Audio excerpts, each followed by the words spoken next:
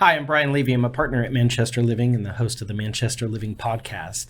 The purpose of the podcast is to help people navigate the complex maze of elder care. There is a lexicon of elder care terms on our website at manchesterliving.com. Today's episode is called It's Medicinal. We're talking about medicinal marijuana. This in no way is an endorsement or medical advice. We're just here to educate. So thanks for joining us today. But first, let's roll into the new and noteworthy. I saw this video online and had to share it with you today. It's a pretty compelling message, so please roll the tape.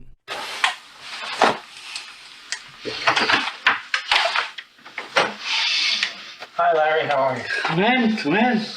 Good to see you.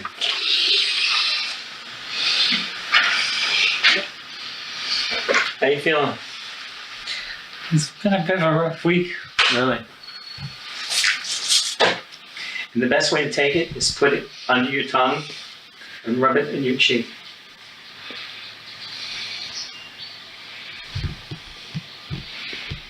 Don't do too much. You're going to be asleep all afternoon.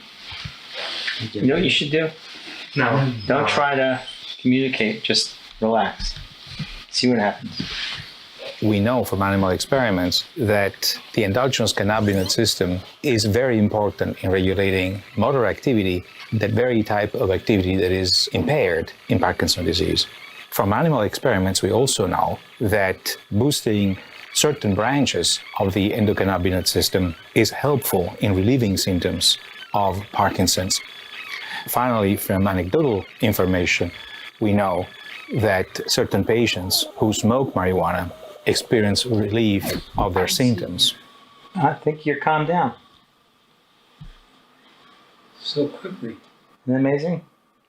He used just a single drop, and his hands afterwards were rock steady, and the dyskinesia left. The voice is coming back.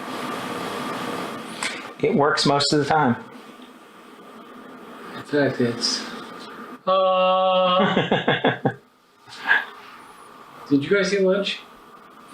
Are you hungry now? But I am.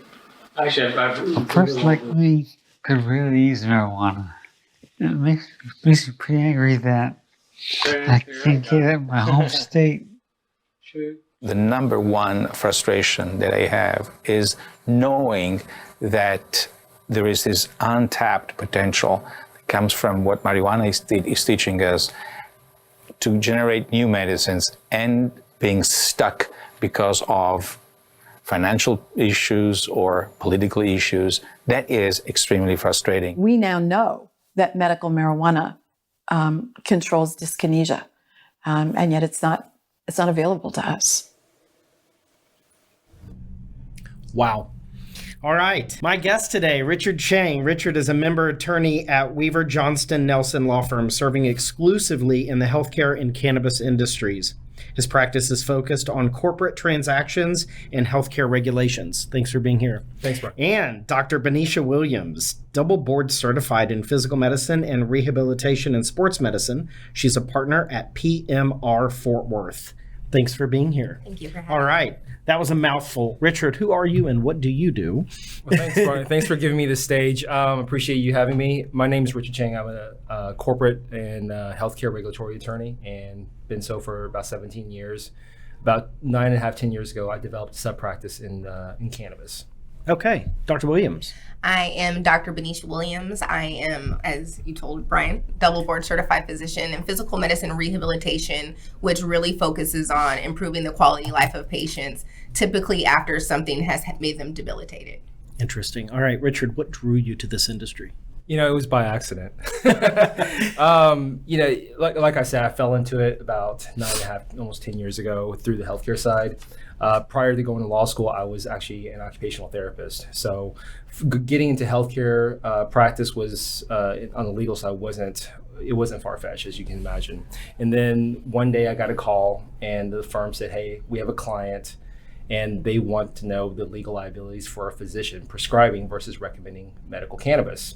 And then it took off, and then shortly thereafter, I started representing a trade association with It was a cannabis trade association, and as you can imagine, floodgates opened. Right. Yeah. Dr. Williams? I got into it from a good friend who's also a rehabilitation physician. She was using cannabis in Chicago, and she said she was getting really, really good outcomes. So I did a deep dive, took several classes to become educated on cannabis, and I started using it and have had wonderful results with my patients. Great. Okay, what is cannabis? And wait, hold on. The question continues. yeah. And what is the difference between THC, CBD, Delta 8, Delta 9, all of the different things that we keep hearing? What are the differences? And is it legal in Texas? So cannabis is marijuana, weed, pot. We try to use the word cannabis in the medical industry. It dresses it up. It does.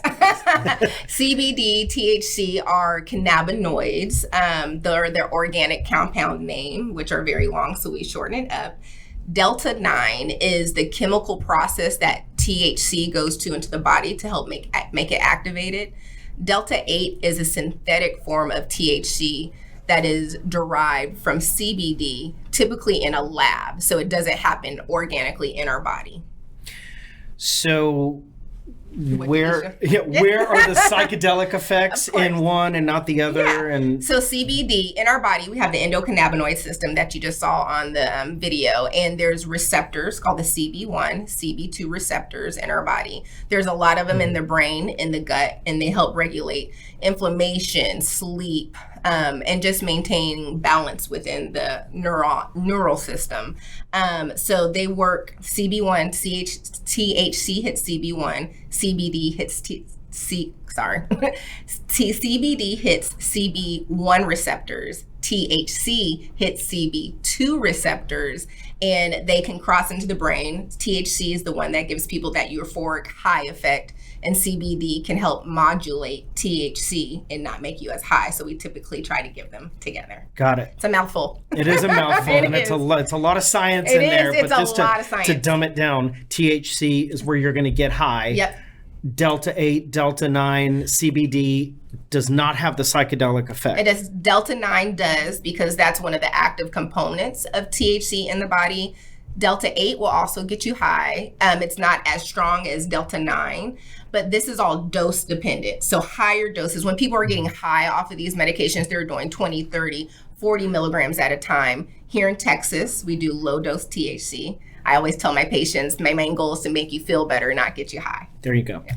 As we said, it's medicinal. It's medicinal. Right. Exactly. Richard, you want to talk about the legalities? I'll elaborate a little bit just from a legal perspective as well. As far as what is cannabis, it's a plant, and if there's different types of cannabis plants. Most of the stuff that we see on the open market, it comes from the sativa L species. I certainly don't want to use terminology that makes me sound like a botanist or a phytochemist, but there's indica and there's ruderalis, right? And as Dr. Williams said, the different acronyms that you hear on the open market, THC, CBD, they're cannabinoids. They're probably about between 100, 115. Yeah, there's some studies have said 100. Some I've seen as much as 160. You'll hear terms like the entourage effect with when you usher in the different cannabinoids that impact your endocannabinoid system. That's full spectrum cannabis. Yeah, and you'll hear broad spectrum, you hear isolates and stuff, and so there's different terminology. It's very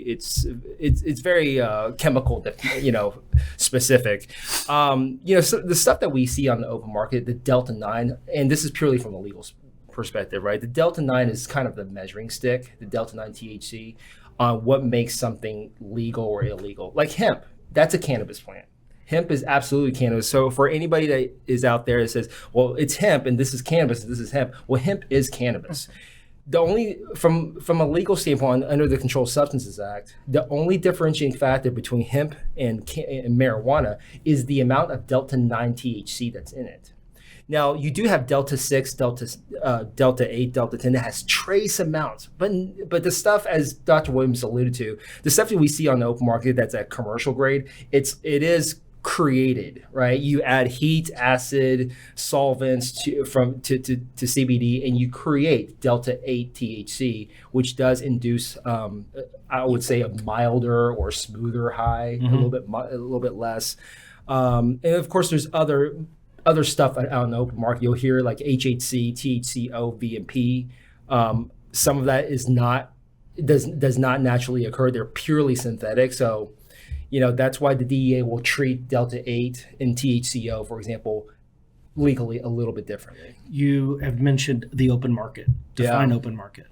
Well, so first of all, the stuff that we see on the open market, it is very jurisdictional based. In Texas, as of today, as we speak at this very moment, there are zero prohibitions against hemp cannabinoid derived THC products. However, there's stuff that's going on in the legislature. We won't talk. That's a different conversation, right? But if you were to go to Vermont, they do have a very strict prohibition against Delta 8 THC. You just can't sell it, right? The stuff that we go into, like the different vape shops, different stores, or if we go to a gas station, you just won't find it there because their law enforcement will prohibit it. They'll force you to take it off the shelf. So it's very jurisdictional based from state to state, and there's variations. Like California has very specific mandates. Colorado has other mandates. And then one thing you should, if you notice, the states that has adult use marijuana, they have more prohibitions against hemp cannabinoid derived products. Why? Because it competes, right? It's a competing product. And states that have more restrictive adult use marijuana use, there's usually less restrictions, typically. Thank you for explaining that. Doctor, tell me, how does medical marijuana, affect the mind and the body? It affects the mind by crossing into the blood-brain barrier, and it hits those receptors that we discussed earlier. And it can it can affect your mood, it can affect your sleep, it can reduce inflammation, it helps with motor movement. So again, it's dose dependent. So if you're getting this very high doses, then you're going to get high. Mm-hmm. So our goal is to always try to find the minimal effective dose to not make you high, but just to make you feel better. I would say like the number one side effect I have from patients is everyone sleeps better. And everyone's like, my anxiety and depression is way better as well. So interesting. Okay. Interesting. What applications are there, such as tincture, edibles, smoke?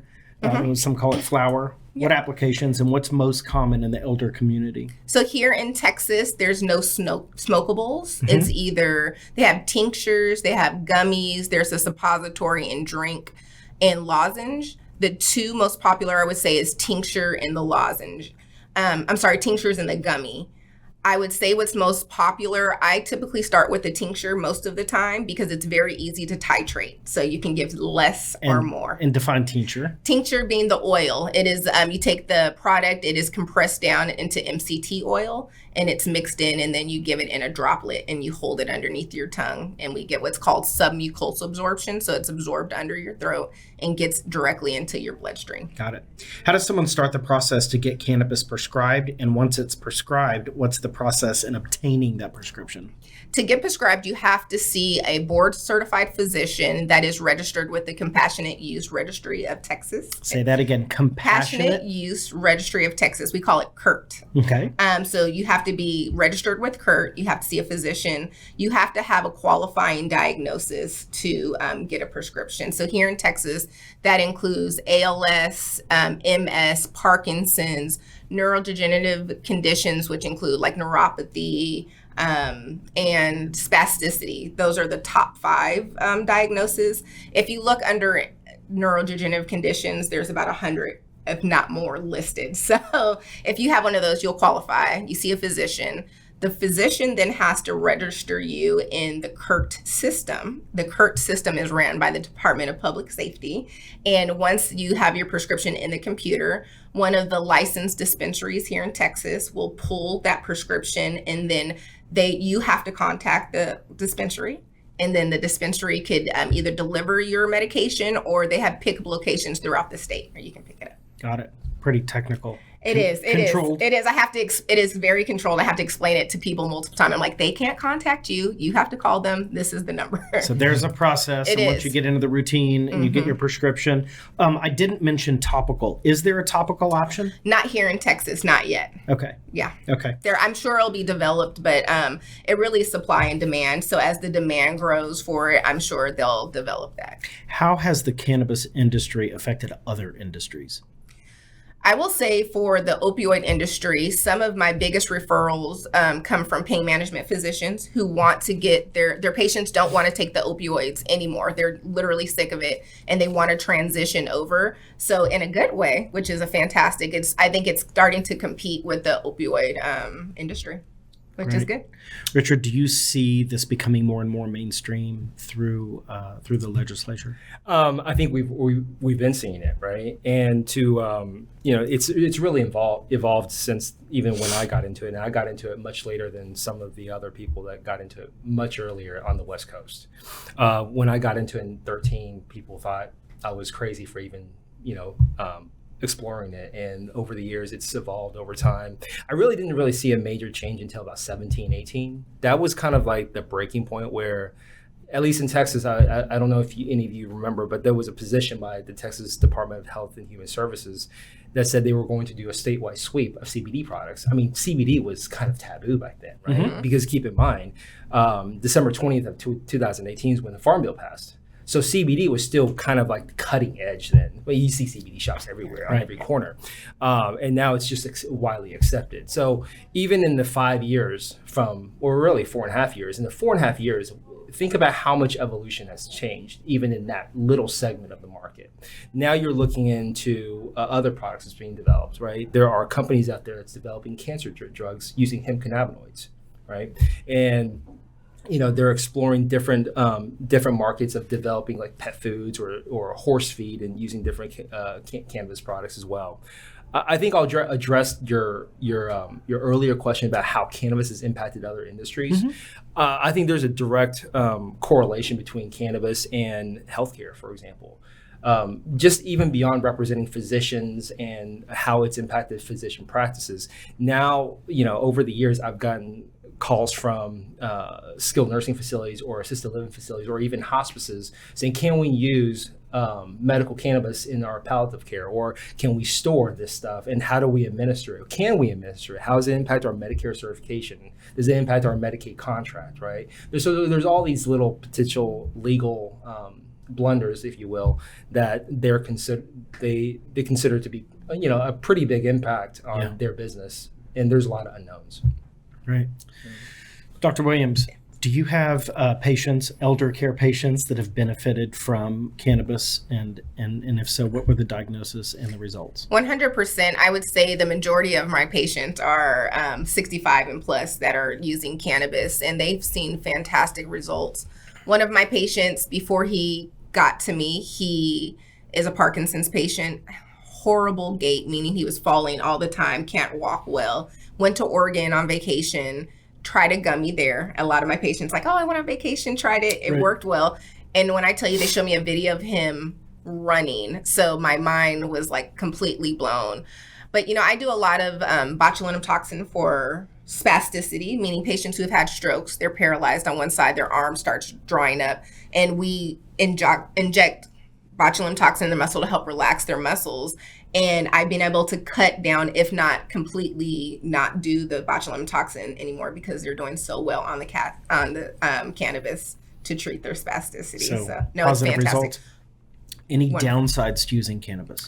I think the biggest downside here in Texas is the cost, honestly, because there's only 3 licensed dispensaries here in Texas, 2 of which are active. So it's just the demand is not there right now, but I think it's definitely becoming more popular. As it becomes more popular, the cost will go down. So, when patients ask me, that's what I tell them. I'm like, you want to find the minimal effective dose so you don't go through your medication quickly. And clearly it's not covered by Medicare, long-term care insurance. Yes, This it's cash pay strictly only. Cash Exactly. pay. And when we say cash pay, literally cash, or can you use a credit card at the dispensary? You can use a credit card. They have different systems that they're using. They've employed for that.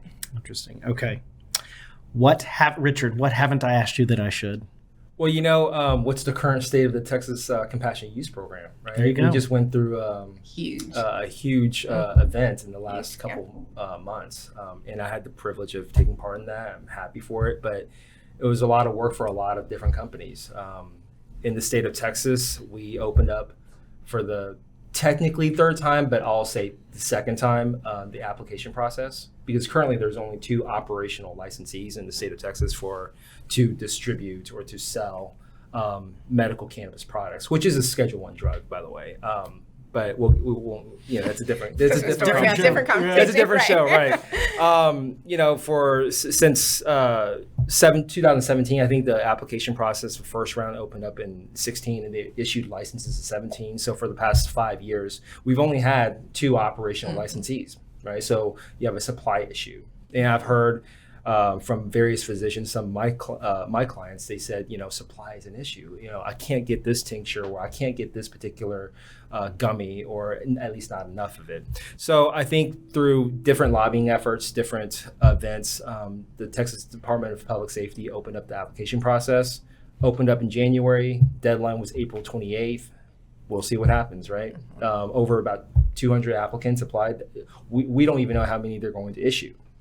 So I would hope, I would think that maybe my clients may be one of them. Right. Fingers crossed. Yeah. They also added chronic pain as a qualifying diagnosis, which is huge because I've had to turn patients away who didn't have a qualifying diagnosis. Wow. So Yeah. Over the years, I think we've seen it's certainly not as robust as many states. Like if you compare Texas to, say, New Mexico. New Mexico had like 33 qualifying conditions, as of like maybe 4 or 5 years ago. We started off with 1, intractable epilepsy. It got up to 7, is it? And then they added PTSD, but the neurological degenerative disease category covered multiple, right? And I'm not a physician, but they're slowly adding it. Okay. And of course, patients can see doctors like Dr. Williams, and they can determine what's appropriate. And then, depending on what qualifying condition, that kind of sets them up in the system. Dr. Williams, what haven't I asked you that I should? how do you find a physician to prescribe for you? There you go. So you can go to the Compassionate Use Registry system, which we say CURT, just C-U-R-T, type it in, physician location, and then you can type in where you're at, and then a list of physicians that are registered in the CURT. We will put that URL up on the board as well. Yeah. This has been very interesting conversation. We could be here for 6 more episodes, but I do look forward to continuing the conversation at a certain point. Thank you, guys. Let's move on to the nugget portion of the program. I saw this cartoon on the interwebs and was compelled to share it with you today. It was pretty timely. All right, Medication Nation. It's actually a great movie. Dial it up. Let's move on to the lightning round. This is an opportunity for people to get to know you guys non-clinically. One-word answers. Let's shoot. Okay. Where were you born and raised? Richard. Taipei, Taiwan. Fairfield, California. College and degree. Texas Tech, occupational therapy, Nova Southeastern Law School, University of Memphis, MBA. California State University, Sacramento, kinesiology, UNT Health Science Center, master's, my DO degree, trained at Baylor University in Dallas for my residency, and then JPS for my sports medicine fellowship. Couple of I know that was long. Couple of overachievers. I love it. Road trip or fly? Fly. Fly, 100%. Still in touch with college friends? Absolutely. 100% going to Bali. Nice. Ever been arrested? Yes. No. All right. Call or text? Text. Text. Bilingual? Yes. No. Eat alone at a restaurant? I've done that before. I've never done it. All right. Do you have a tattoo? Yes. No. All right. Drive a stick shift? Absolutely. No. iPhone or Android? iPhone all the way. Team Apple all the way. Ever run out of gas on the road? Yes. One time. All right. Karaoke, yes or no? Yes. Absolutely. Okay. Who's your industry mentor? Wow. We'll go with Barbara Kornblau. I would say Dr. Khalila Clark. Last question. Number one skill set you need for this industry? Persistence. Compassion. Well played. Thank you guys both for being here today. We are going to put up the URLs for both of your companies in case anybody else wants to reach out to you directly. Thank you for watching today. If you want to see this episode again or any past episodes, you can dial us up on manchesterlivingpodcast.com or do a search anywhere you get your podcasts, and hopefully Manchester Living Podcast will pop up. If there's anything I can do for you, don't hesitate to reach out directly. Thanks for watching today.